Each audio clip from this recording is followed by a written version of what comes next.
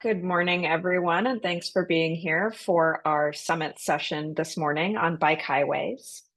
I'm Kendra Ramsey, the Executive Director of the California Bicycle Coalition. I'm joined with several members of the CalBike staff, as well as a number of exciting speakers today.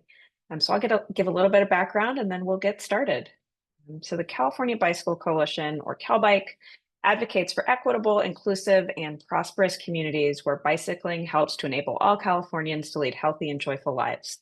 Every 2 years, CalBike brings together people making California a better place to bike at our California Bicycle Summit, where important conversations about policy, advocacy, planning, design, and implementation happen. Now, CalBike is continuing these sessions between our biennial summits with our summit session webinars, a quarterly series which will bring together important conversations right to your computer. Thanks for joining us. And we are excited to have planners, engineers, policymakers, educators, and advocates all together to learn about improving bicycling in your community and throughout the state. We'd like to thank our generous sponsors for supporting our work in the summit sessions. Thanks to Waymo, Zoox, Lyft, Sandag, Bicycle Transit Systems, and Bike Legal for their support of this series.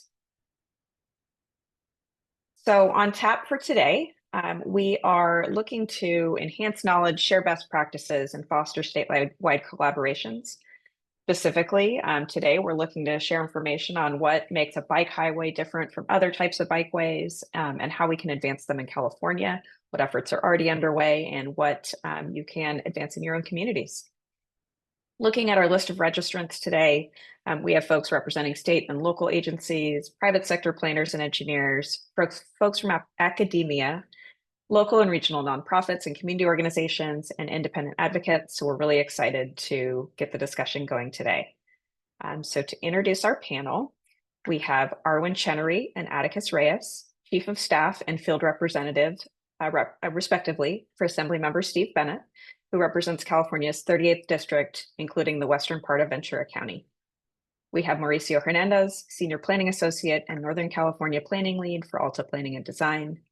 And we have Lorena Romero from BiciActiva, all the way from Bogota, Colombia.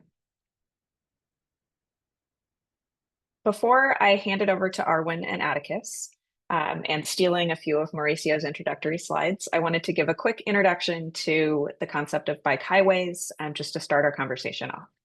And Mauricio will have more specifics when he gets into his slides later.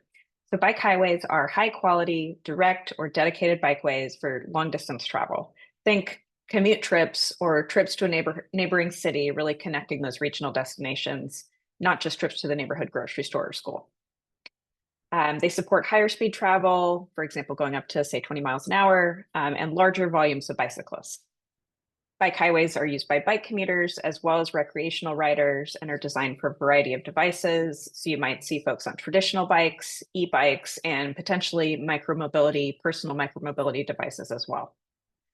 So having said that, I will now hand it over to Arwen and Atticus and stop sharing my screen. There you go. Thanks, Kendra. Really appreciate the invitation for us to be here. I am joined by my colleague Atticus, who is in our Ventura office.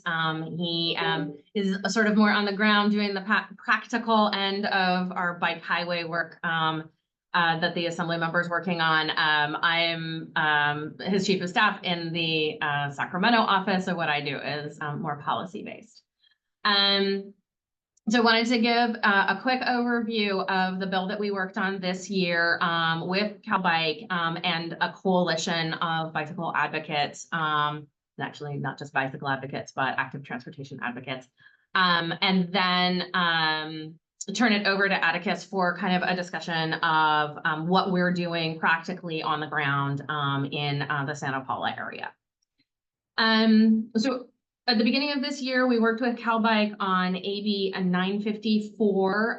It was a bill to establish a pilot program in 2 metropolitan areas through Caltrans, which would essentially create a bike highway system between 2 metropolitan areas And those bike highways would be signed and numbered, similarly to what we've seen the development of the cycle superhighways in Copenhagen, the work in Bogota, and I'm really excited to hear Lorena's presentation on that, and then also in the city of London. We had no opposition to the bill. We had a really great coalition of support. There was some concern noted kind of early on how we would fund this. And there was a lot of conversation back and forth whether this would be funded through the active transportation program in the state budget, or a different funding source. We decided to put it into the Interregional Transportation Improvement Program, the ITIP, specifically because we thought that was actually the best place for it. And in discussions with transportation committee staff in the Assembly and folks at the California Transportation Commission, everybody kind of was on board with that was probably the right place for it. So we put it there. We had very little opposition votes on the floor of the Assembly, and we were moving swiftly along until we got to the Senate. And in the Senate, there was concern in Senate Transportation Committee that the ITIP was not the correct place for it, that the ITIP, much like ATP, was oversubscribed and there wouldn't be funding. So in an effort to keep the bill moving, we took some amendments that were asked for by the committee, which to all intents and purposes kind of stripped the bill down to kind of a very minimal program, and certainly not the pilot that we were hoping to work towards. So that sort of sparked discussions within the office and with CalBike and others about, you know, what are we trying to do? And over the past about 2 years or so, our office has been very involved with the development of of what we hope will become kind of a bike highway between the cities of Santa Paula and Ventura in our district. This is a program that has, or a project that has been being deliberated and discussed for many years prior to our office's involvement, but it did come under the Assemblymember's purview when he was a county supervisor. To talk more about that, and then once Atticus is done, we can come back to me and we can talk a little bit about what we think might be future work on this issue area on the legislative end of things. So with that, turning it over to Atticus. Thank you, Arwen. Really glad to be here with all of you to talk about this really exciting project and frankly a vision in the Ventura County area. So as Arwen mentioned it, absolutely. This is really a 30-year vision or dream for active cyclists and active transportation folks in the Ventura County area known as the Santa Paula Branch Line. Santa Paula Branch Line, in essence, is a 32-mile corridor. Used to be a train track that our Ventura County Transportation Commission in 1995 purchased the rights of that railroad, right? And what essentially is on that railroad is also the easements that run parallel to that railroad. And that railroad connects all the way from Piru agricultural community, through Fillmore agricultural community, through Santa Paula agricultural and city community, and then all the way to Ventura, which is down at the beach. So the whole concept being, can you develop a very similar rails with trails concept, a multimodal active transportation corridor that is 32 miles long, so folks in Piru can get all the way to Ventura and vice versa. So that began about 1995, 30 years ago. It is still being deliberated. The assembly member, as Arwen said, when he was a county supervisor in the area, he formed a organization called Cycle Cal Coast that was trying to increase bicycle activity, active transportation capabilities in the bi-county area, Ventura County and Santa Barbara County. And so this has now resurfaced back in 2023 because VCTC, Ventura County Transportation Commission, was awarded a $1.6 million grant from the state of California to update the environmental impact report, the master plan update, and the environmental impact statement, because this has been a 30-year project, so now it kind of needs to update. But the whole focus is, I think, exactly what Arwen is talking about with these potential bike highways. These are not only, they don't just help with fitness and health, but they also help with economic activity.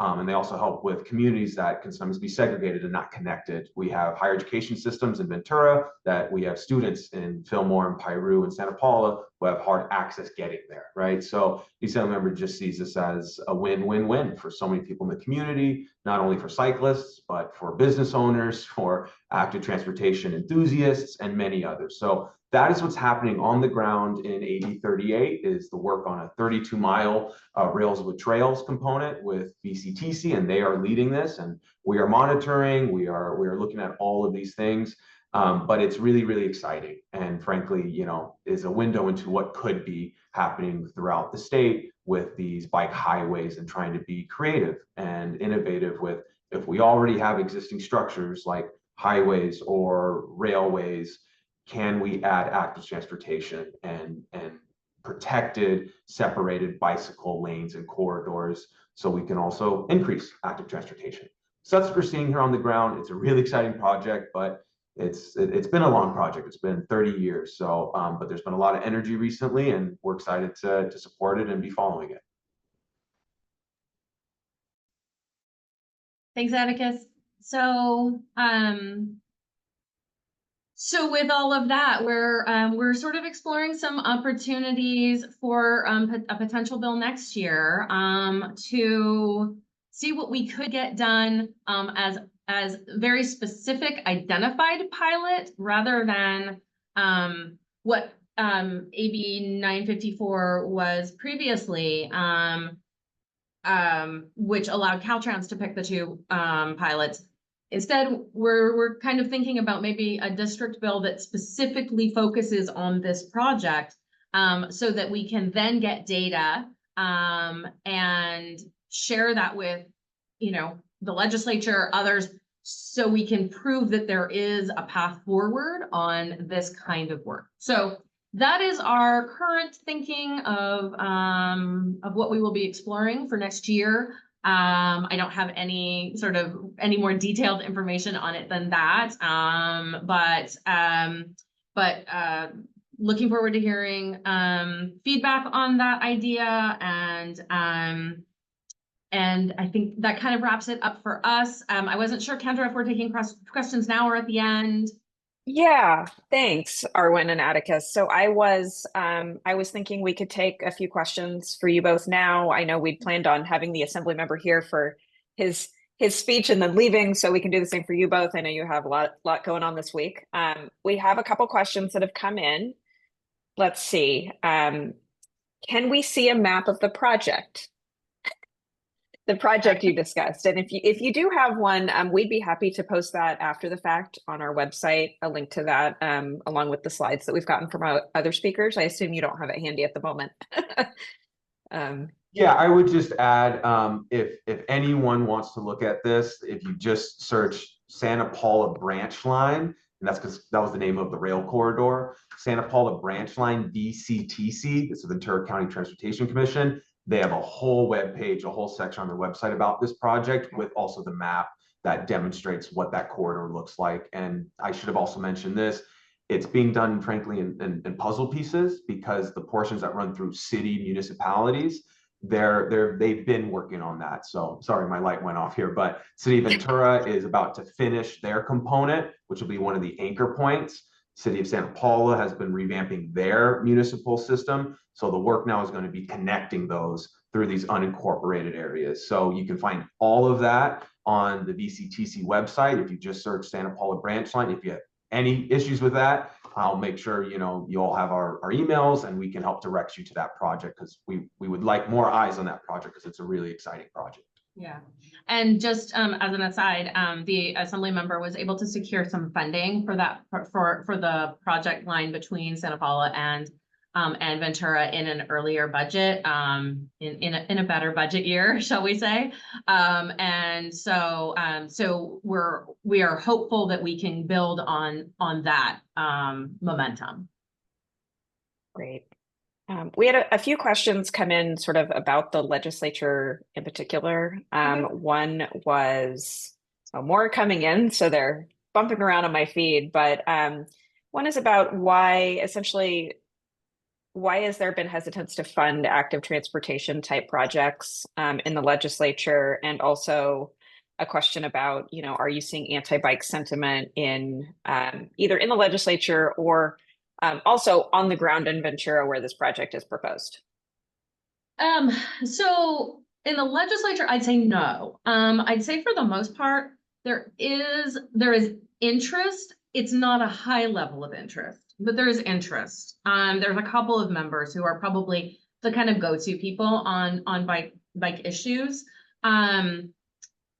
I mean, for, you know, as an example, you may know there was a program that the legislature put into effect a couple of years ago that essentially opens up funding at the California Air Resources Board for people to apply for money for the purchase of an e-bike. And the whole program was essentially designed around trying to get folks in economically disadvantaged areas to be able to purchase an e-bike and thus reduce their transportation costs. That program is wildly successful. When CARB opens up their voucher program, it is literally like the amount of money disappears in like seconds. It's absolutely insane. There's probably some tweaks to that program that I think would be helpful to be made to make the program a little bit more successful and reach more people without actually increasing any more funding into the program. The question about funding itself and ATP, there's a number of issues here. One is you know, frankly, there isn't enough money to go around, just straight up. In bad budget years, there's even less, which is what we're in right now. And active transportation competes with, you know, things like, you know, EV rebates and charging, transit dollars. I mean, all of these dollars come from the same pot. And even though ATP gets a certain amount of money, it isn't enough to cover everything that people apply to it for. But I will say that that is the case with absolutely every program in transportation in California, and not just transportation, other programs. Energy is kind of the same way. And part of that is the way that the state budget is constructed.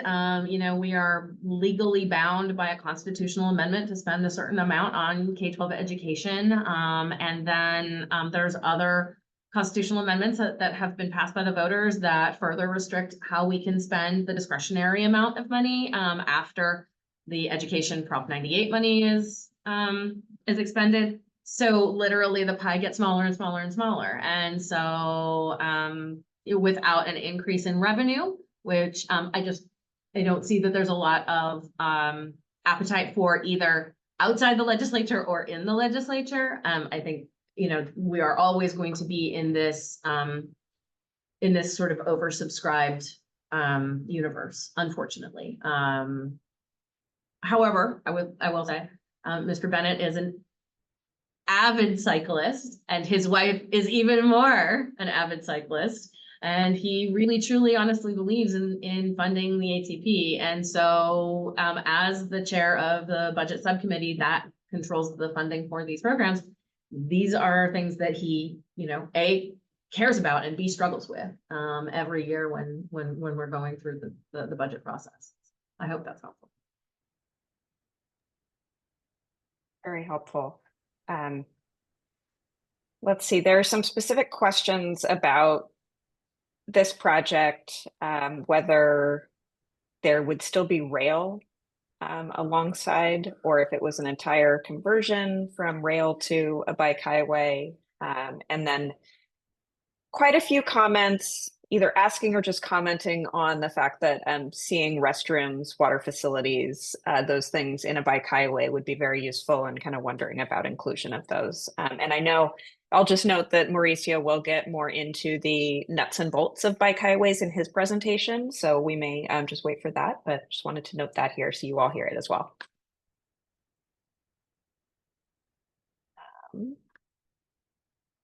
Let's see, one other great question is, starts out with California sends funding to canal operators.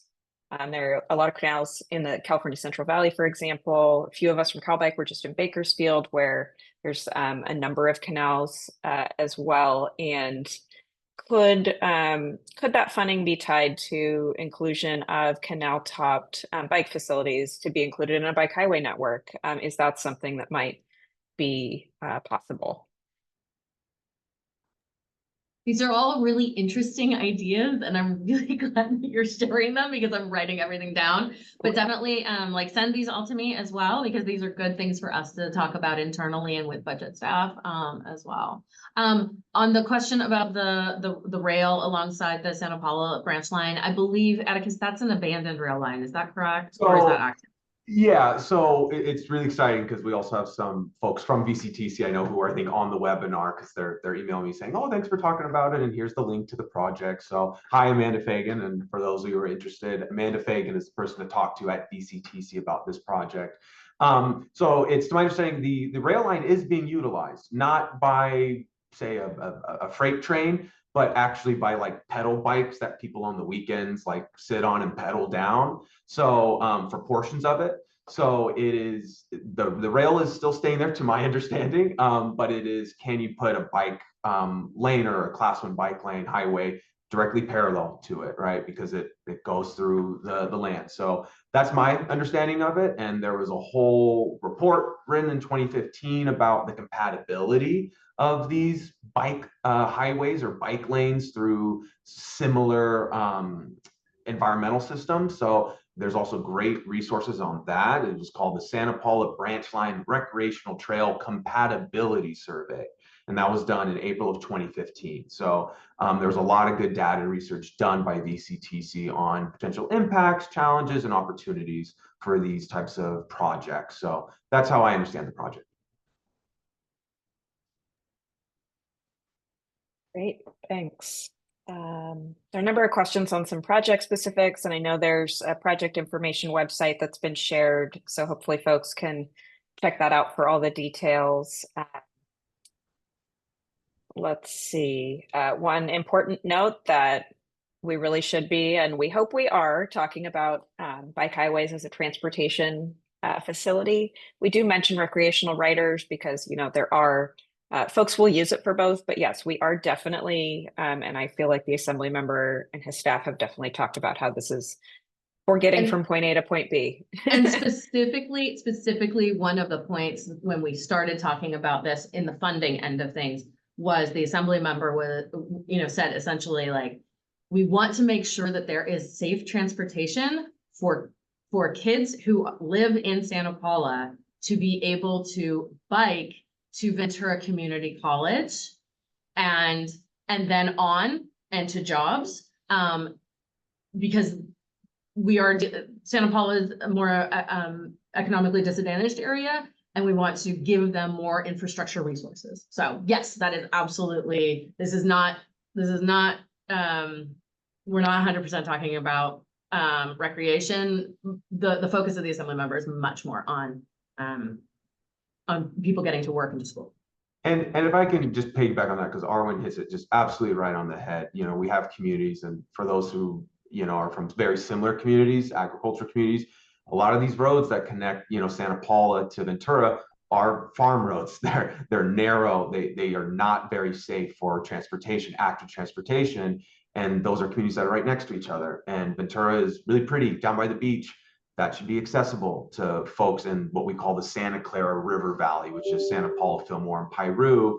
And so can this bike corridor provide safe, protected travel for families and commuters who are going to economic opportunities both ways, right? Because the economics of these areas also dictate whether people are leaving or commuting in, right? So this can be a very important project to help address those concerns. So absolutely, absolutely. And we see that also with other bike trails in our county. There's another one that connects Ventura to Ojai. It's a 15-mile bike trail that people are using every day to get to economic activity as well. So trying to just increase more of these networks we have in Ventura County. Right. Well, I know I think we planned on moving to our next speaker at this point. So really appreciate you both, Arwen and Atticus, for joining us today and sharing the Assembly members' work and your work on bike highways. And we look forward to continuing the conversation. So thank you so much. Thank you. And I will now hand over to Mauricio Hernandez from Alta Planning and Design. Hi, everybody, and just confirming that you can see my screen. Yes. Good morning. Thank you, Kendra. Thanks for everybody that could join us. I'm Mauricio Hernandez. I'm a senior planning associate here for Alta, Oakland. I've been with Alta for about 6 years and in active transportation for most of my career.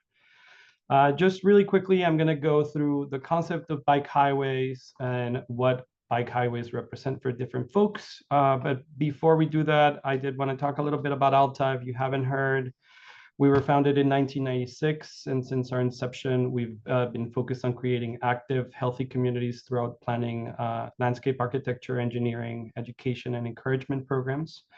And as I mentioned, much of the presentation you will see today was derived from our work in the Caltrans Bay Area, so District 4 Bike Highway Study, and our collaboration with the Santa Clara Valley Transportation Authority, or VTA, on their Central Bikeway Study, which really determined the feasibility of creating the bike highway from Berryessa BART in San Jose to the Santa Clara Sunnydale border.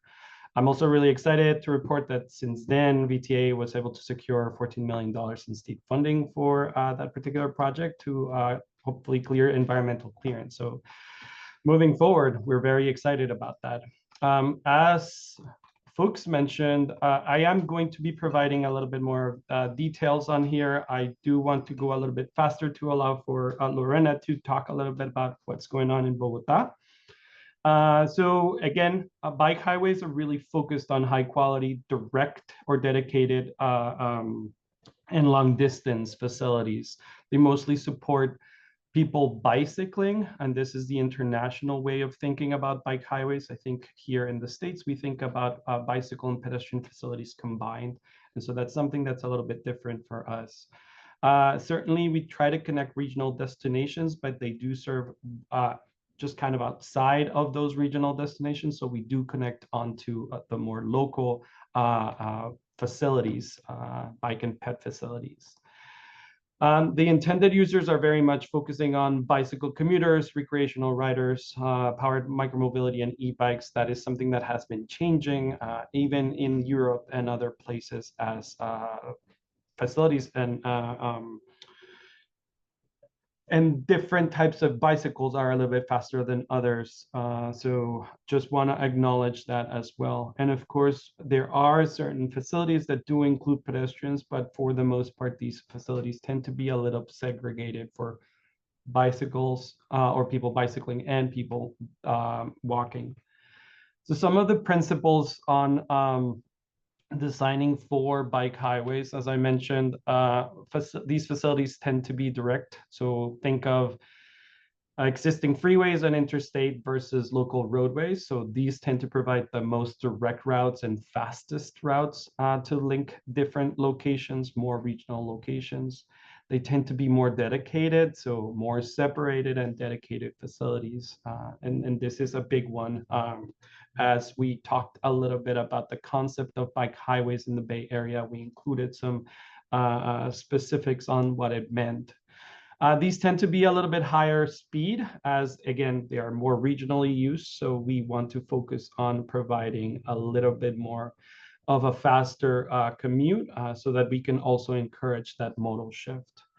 These tend to be low effort, which again, in California, they're a little bit trickier since the travel, we want to try to limit the interruption and friction between kind of intersections, but also want to try limit the number of places that we go in a big incline. So these tend to be implemented in flatter surfaces.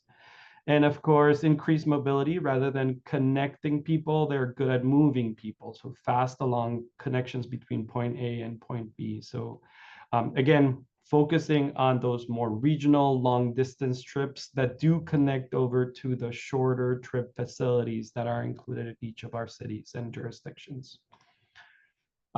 There, within our scope, we looked at 3 generalized groups of design elements that really focused on alignment, on intersections and materials and amenities. And I'm going to talk a little bit about them a little bit in the next couple of slides. So as part of alignment, of course, we want to provide the best separation between users and not just between bicyclists and cars, but people walking, people biking, and cars.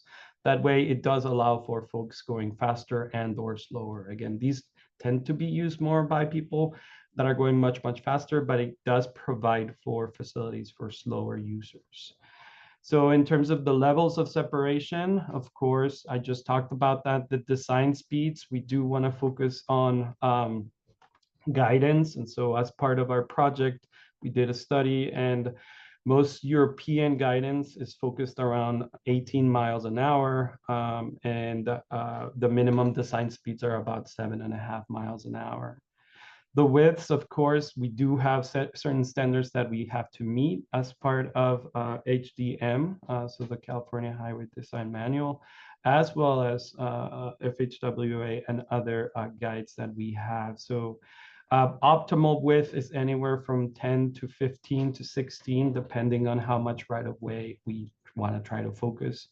We certainly want to focus a lower slope, again, limit the friction and limit the how difficult it is for a user to maneuver through it. And of course, the types of vehicles permitted. Yes, people walking are permitted in these facilities, but we try to limit the number of people that go in and out. And the number of users. We also looked into intersections, and again, this is more about making the ride faster so that it is useful to compete against, I guess, faster vehicles like cars. So we want to provide for certain access points and connections to local bikeways, again, connecting in and out of towns, providing separation between the crossing and intersection treatment. So you see some examples here in a few different cities in Europe, as well as using intelligent transportation system features that include some signaling and improvements that do allow for priority of certain speed for certain speeds for folks walking, for folks bicycling. I apologize. And then, of course, on the material side of things, the surface materials are very important. We certainly want to focus those are either concrete and or asphalt, which are, again, less friction, more accessible. We certainly want to create a specific branding and wayfinding so that folks that are using the facility want to or can certainly understand where they're going and know that this facility is what it is, and it links over to other facilities so that it is continuous. And then finally, I think lighting and support facilities, folks had some questions there. So on the lighting side, it is important for bike highways to have them not only at entrance points, but throughout, as we want to increase safety for folks bicycling. And those support facilities like bike parking and water fountains and rests, all of those promote the route and attract new users, provide bicycle-oriented services, and of course, those services that may be useful to go throughout the bike highway. As far as design speeds, we really did a good study on what each of our users need, and this is very specific to California. You can see what each of those are. We want to focus on people bicycling on this, but of course, we certainly, as technologies have changed, and we finished most of our studies in 2022, and so this is already a little bit later. Some of the e-scooters and e-bike users, those technologies have changed quite fast. Very much going into the specifics, the recommended from our bike highway study, we really focused on separated facilities at up to 25 miles and shared facilities, so with bicyclists up to 20 miles. Again, this is based on standards from European countries as well as international countries as well. On the facility design, this is why we had some preferred and minimums. So the preferred is really 14 feet so that you allow for different types of users. The slower users go on one side. Minimum shared speeds and shared paths, it's 8 feet. Again, as a pathway is a little tighter, it becomes a little bit trickier to maneuver through and maneuver along the pathway itself. So we certainly want to provide a wider pathway. Lorena might recognize this. This is Bogota. This is one of my favorite photos in Bogota. Very old photo too. So on grading, again, we want to limit the maximum grades. This is very much about considering ADA, since some users, people walking or people rolling, so folks in a mobility device might not have to use it. So sustained grades of up to 2%, again, those are very much limited by accessibility requirements. And of course, maximum requirements of up to 5%, but that's just very, very limited in a few different places. So these intervals are, again, I think the highest percentage is 5 at 400 feet maximum of that much grading. I talked a little bit about wayfinding. Again, these are some of the examples. We don't have to be super rigid, super specific on the branding, but it has to coalesce and really provide facilities and a notable place for people to bike through and bike around. And that also provides a sense of safety, security, since people do get to know where they are and where they're going. Finally, on more specifics on what was recommended, this is all based on HDM. So the minimum requirements for lighting are 7 lux, which is still very useful for facilities that are a little bit smaller. 7 lux, you may not be using them on a conventional car highway. Again, on materials and surfaces, we certainly want it to be well drained and cleared. So those are some of the considerations that we want to take in mind, especially for those facilities that are that do receive some snow on the side of the mountains. But at the same time, when it rains in California, we certainly want to consider that it is well drained. Very much about slip resistance and a stable pathway. So again, very much about focusing on concrete and or asphalt facilities that tend to be the most accessible for people on bikes as well as people with mobility devices.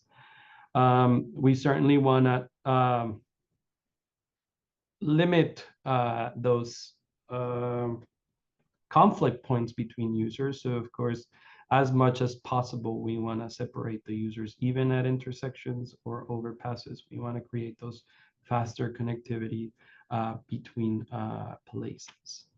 I'm going there a little bit deeper. Some of the transition principles is really minimizing those conflicts. Again, communicating the right way priority. So bicyclists should be here. And so the sign of the facility should tell the driver, the users, that they're also going to be included in there. And of course, providing those advocate sight distances for a little bit faster users. So really focusing on using all of our guidance from our design guidance from HDM and other facilities. And finally, again, going in a little bit deeper, providing those bicycle tools, fix-it stations, lockers, potentially depending on where this location or this access to a bike highway is.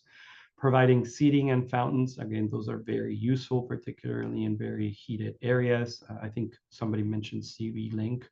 That is a facility that could be considered, has some qualities and some facilities that could be considered bike highways. As well as trash receptacles. Of course, we want to certainly make it easy for folks to, if they have some food or if they're in their Lycra like myself, they can throw away their little packets of food on there and that facility. I think landscaping and also shading is very useful to think about as we continue to ameliorate the effects of climate change. So we certainly want to look into that. And I'm going to leave it at that. I know we have just about 20 minutes, but I want to throw it over to Kendra. Awesome. Thanks, Mauricio. As we transition to Lorena, I'm going to share my screen. And Andrew on the CalBike team has some notes for folks. Lorena will be speaking to us in Spanish. And so we have some tips to turn on the closed captioning. Andrew? Hello, Kendra. No, Andrew. Please. Yeah, so our next speaker is going to be speaking in Spanish. So if you do not speak Spanish and speak English or would rather have English captions, here's a little step-by-step guide we'll give you. You can see on the screen. I'll walk you through it. If you have any trouble getting through this, there will also be a recording later that we will have all the captions available in English. So if you're not able to make it happen, you will have it later in the day. So what you want to do, if you're viewing this on your desktop, is go to Show Captions. It's a little box with a CC in the lower hand toolbar. There's a little up caret next to the CC, and you should have a couple toggles. So you're going to mark your spoken language as Spanish, or your spoken language, and the caption language is going to be to English, and you'll get a toggle also for translation, and that's also in the screenshot here. So you want to get that over so you're seeing more blue in the oval, and you can translate to English. Potentially, your Zoom might be in a previous version, and you would have to update your Zoom app. If you don't wish to do that, again, the translated version will be available to you later. Thank you all. Okay, I'll just leave this up for 1 second and let you all look at it. I will stop sharing. I think someone is going to paste these as well into the chat. And I will briefly move over to sharing Lorena's slides.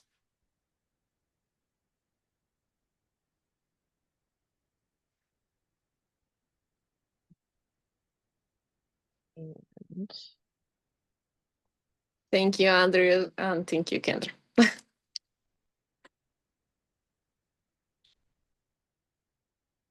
sorry about this.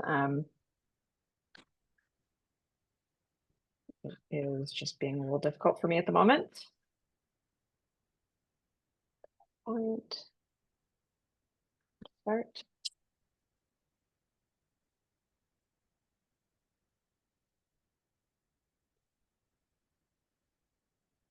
And that is, of course, the wrong screen. It's because I was in Google and now I'm in.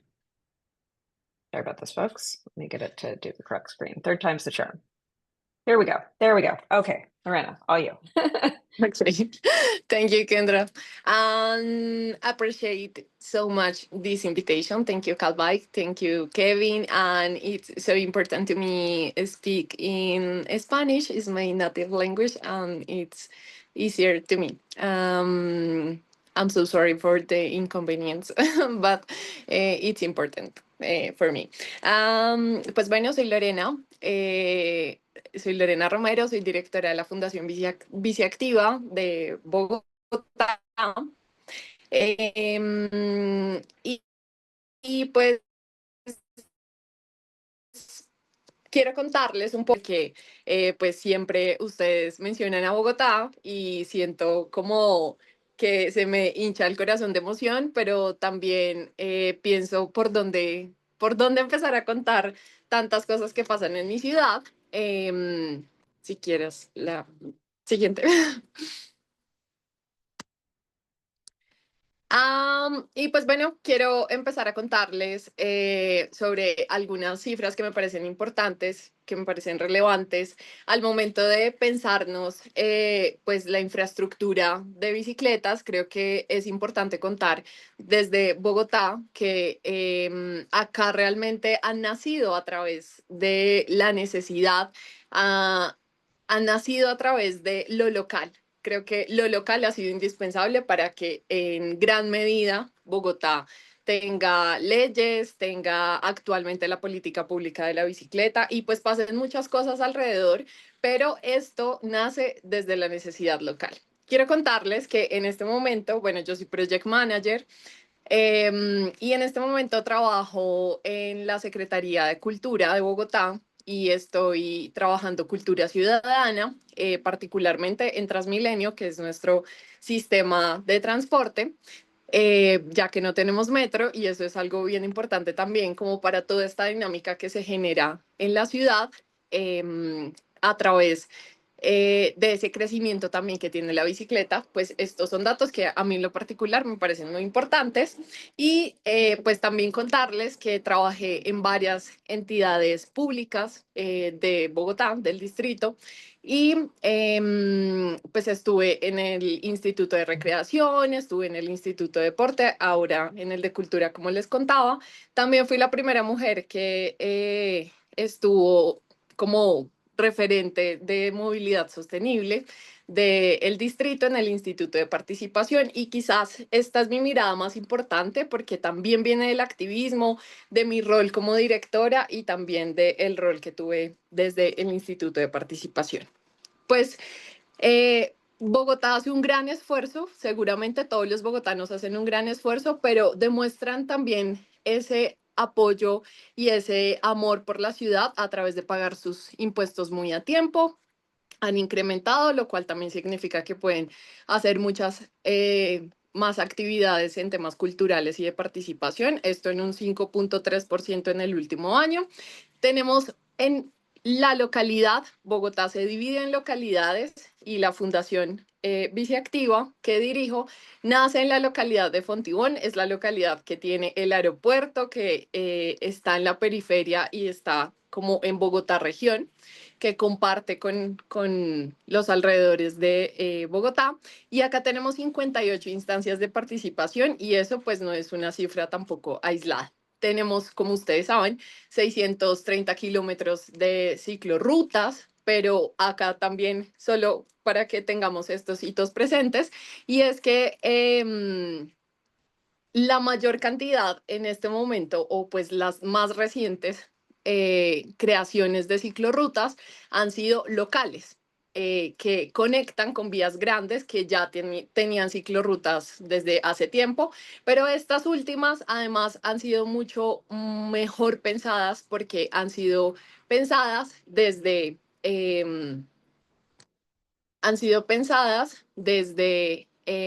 lo que ocurre localmente. Y pues tenemos 50 años de la ciclovía, que ustedes saben también es una gran creación bogotana, que tiene casi 128 kilómetros, pero esta ciclovía también nace desde la unión de las personas, desde la unión de lo local y pues bueno, luego incluso ya lo maneja el distrito. También tenemos dentro de la localidad la Alameda Porvenir, se llama, que mueve la mayor cantidad de personas, la ciclorruta más utilizada en Latinoamérica, que son más de 2 millones de personas, y pues bueno, todas estas cifras y todo esto para contarles que lo que pensaba al pensarme esta presentación era como por dónde empezamos. Pero yo creo que esas cifras son muy importantes porque nos llevan justamente, si quieres, la siguiente, nos llevan justamente, o pues me llevaron a pensar en en estas 5 acciones. Entonces, hablamos, insistimos, unimos, actuamos y volvemos a hablar. Ya notarán porque quería hablar en español y es que hablo mucho y hablo muy rápido en español, en inglés un poco. Pero fue muy difícil resumir también pues, estas palabras en algo que quisiera contarles. Y lo resumí también en fotos, entonces les voy a mostrar acá 10 años de fotos para que ustedes sepan. Este año nuestra fundación cumple 10 años y sí, son 10 años, me parece un montón. Si quieres la siguiente. Kendra, please. Thank you. Y esto fue lo que empezó a ocurrir cuando empezamos a montar bicicleta, cuando empezamos con la fundación y seguramente este fue como el compendio de fotografías que nos iban enviando, pero también fue de pronto lo que le ocurrió a muchas otras organizaciones que existen en la ciudad de Bogotá. Entonces ya íbamos teniendo estas ciclorrutas locales, ya dentro de los barrios para las personas que realmente la utilizan mucho más, que son las personas que se desplazan a sus trabajos, a sus universidades, pero pues veíamos este tema de cultura ciudadana. Entonces, acá un hito importante y es que el tema de cultura ciudadana sí ha hecho un gran hincapié y una gran diferencia entre lo que se crea, lo que la administración pues hace que crezca, pero también cómo luego lo recibe la ciudadanía, porque este es un proceso que ha costado realmente para la ciudad. Luego pensamos en insistir, pues ya iban funcionando, ya iba la administración de turno, acá creo que los alcaldes y todos los gobernadores no se atreverían a hacer algo en contra de la bicicleta porque esto es un tema demasiado bogotano. Pero pues la cultura ciudadana no iba siendo muy buena, entonces teníamos que insistir y insistir mucho. Luego vemos que incluso esas ciclorrutas, pues que se habían creado hace mucho tiempo, venían teniendo grandes problemas, como ven en la siguiente, please, Kendra. En la siguiente, en la primera imagen, vemos una de las ciclorrutas más antiguas, que es la de la calle 26, que nos lleva del aeropuerto al centro histórico de la ciudad y tiene unos deprimidos que tienen un gran problema porque son unas ciclorrutas bastante antiguas y se inundan, no hay luz, entonces como que un ciclista bueno, tiene, porque esto de hecho no lo hemos solucionado como ciudad, y es que tiene estas dificultades que hacen que incluso en este momento, en especial para las mujeres, no sea tan fácil movilizarse en bicicleta, porque tenemos estos 3 problemas. Y bueno, no me gustaría hablar de cosas negativas de Bogotá, pero también creo que es un buen espacio para contarlas. Las hemos ido solucionando, pero tenemos un tema de infraestructura antiguo, tenemos el tema de seguridad que se ha ido resolviendo, pero no del todo, y además un tema de acoso hacia las mujeres. Entonces, pues, ¿qué hicimos o qué hemos hecho en los últimos 10 años? Pues como fundación, como ciudad, creo yo, y como organizaciones sociales en especial, y es unir a todos los posibles actores que se sientan involucrados en esto, y luego, pues, generar acciones puntuales particulares que ayuden a la infraestructura, pero también a esta cultura ciudadana que quizás es la que hace también que permanezcan estos proyectos dentro de la ciudad, que crezcan y que pues muten a cosas mucho mayores y mucho mejores para la ciudad y para todos los ciclistas. Entonces, esta primera fotografía es una de estas que les cuento que es local, pero además la administración anterior y la anterior se piensan un tema no solo de dividir, segmentar con con algo tan físico como esta segregación, esta segregación del vehículo con los ciclistas, sino también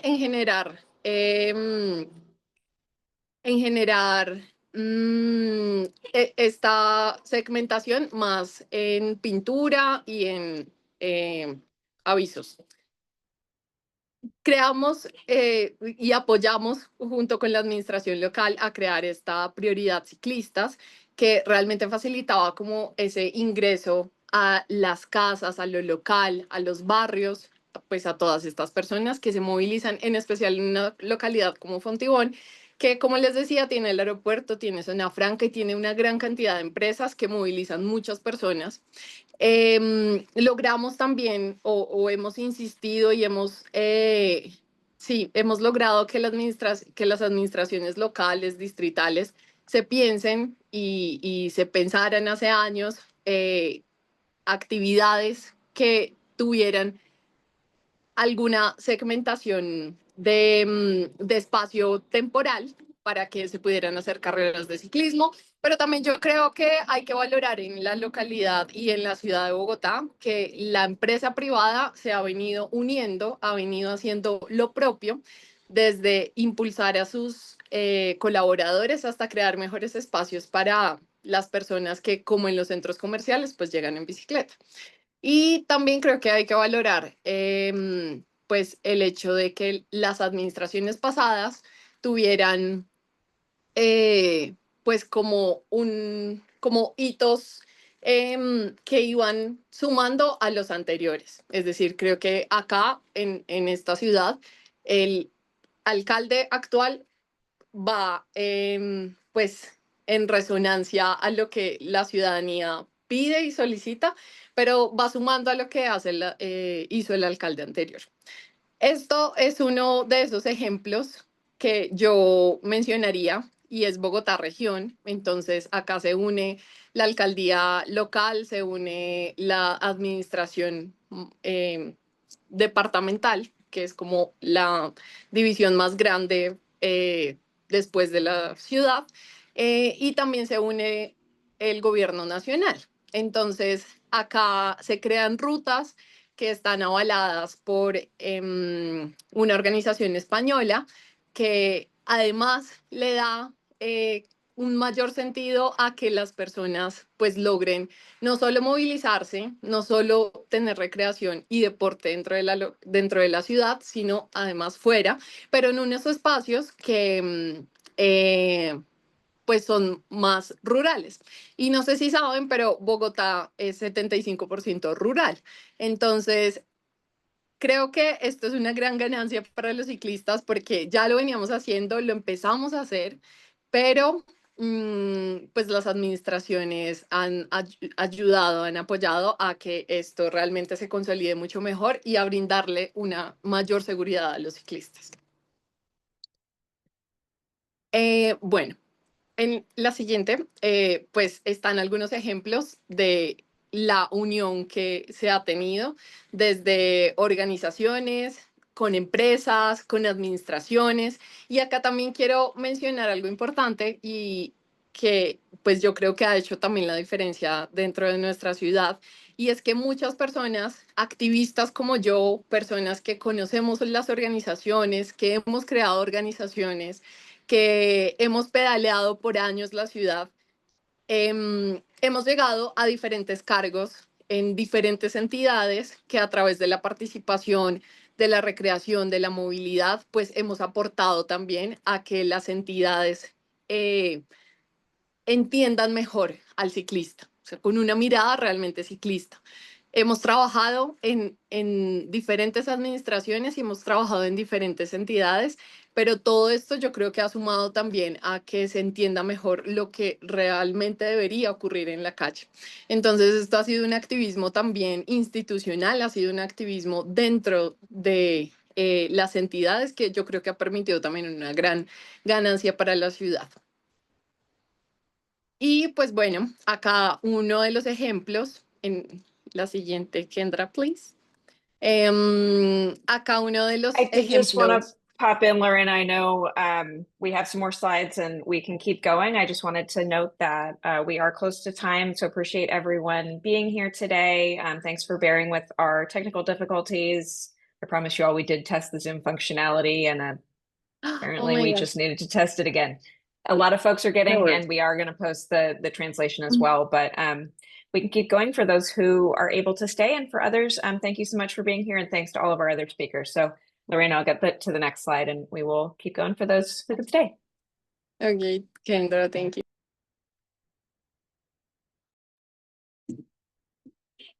Bueno, voy a contarlo rápidamente. Pues acá uno de los ejemplos que es al colegio en bici. Ellos son un programa que llevan a los niños en bicicleta y creo que acá una cosa muy linda y es que creo que los sueños en Bogotá realmente se cumplen, creo que los sueños de vernos una ciudad diferente realmente se cumplen, pero son con este tipo de acciones que en términos de infraestructura y de cultura ciudadana, pues se hacen realidad. En la siguiente, Kendra, please. También rápidamente está el Colegio de la Bici, que fue uno de los grandes ejemplos de esto que les contaba previamente, y es que se logran unir empresas, se logra unir el SENA, se logra unir, pues que es el Servicio de Aprendizaje Nacional como más conocido dentro del país, y logran dar formación complementaria para niños, para adultos, para estudiantes en temas de bicicleta, en restauración, en arreglo, en servicio técnico, mecánico y pues bueno, creo que esto es un gran ejemplo que podría ser útil para otras ciudades y esto fue con apoyo de organizaciones y del gobierno alemán. Y pues bueno, finalmente actuar. Creo que esto ha hecho la diferencia en Bogotá. Creo que unir todo tipo de personas, emprendimientos, empresas, ha hecho que Bogotá se consolide, en especial en términos de cultura ciudadana, que nos han llevado a la infraestructura y que nos han llevado a la política pública, pues como una de las capitales mundiales de la bicicleta. Acá ya en las siguientes solo hay fotos, pero si quieres pasarlas rápidamente. Y solo para decirles finalmente que creo que es importante y ha sido importante en la ciudad que si quieres pasar, Kendra, please.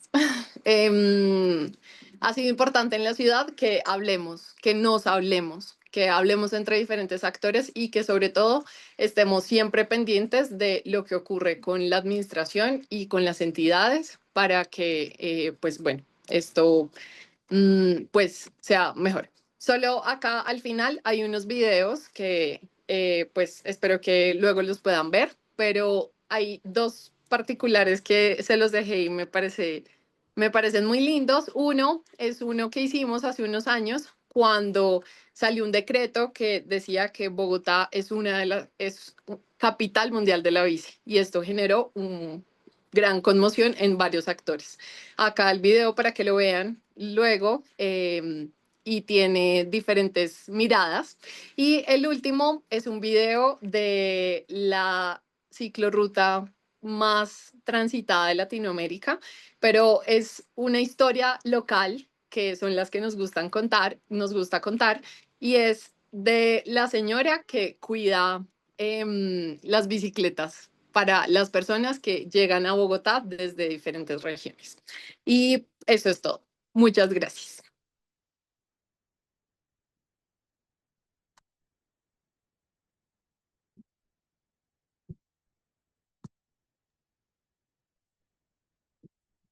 Awesome. Greatly appreciate the presentation and all the beautiful photos. Let's Thank you, see. Kendra. Yeah. So I stopped my screen share and it looks like we have a number of folks who are still here. So we can get to some Q&A with the folks that are still on with us. Get those pulled up here. Had a lot of great presentations. One that I know came in was that Bogota has a lot of political support for these facilities. And do you have any recommendations for increasing political support here in the US? We commonly have trouble with that.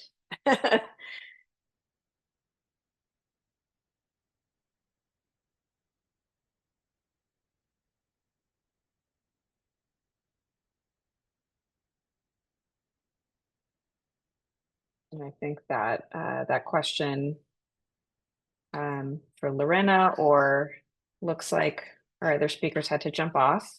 And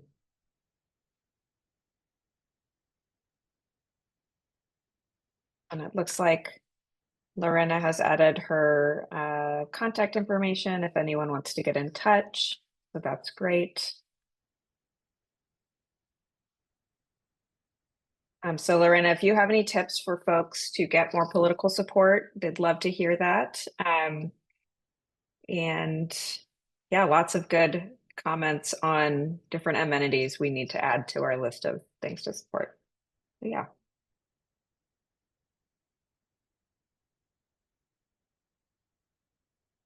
Hey.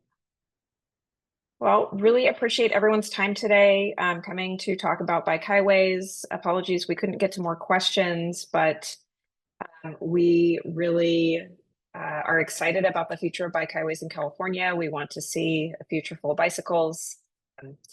Have a lot of good questions in here that, as some of the speakers said, we will definitely be incorporating into our work moving forward.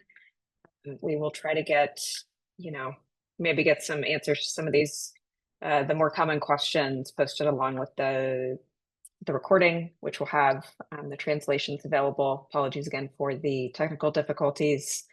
And yeah, thank you everyone for being here, and look for an announcement soon about our 2026 California Bicycle Summit.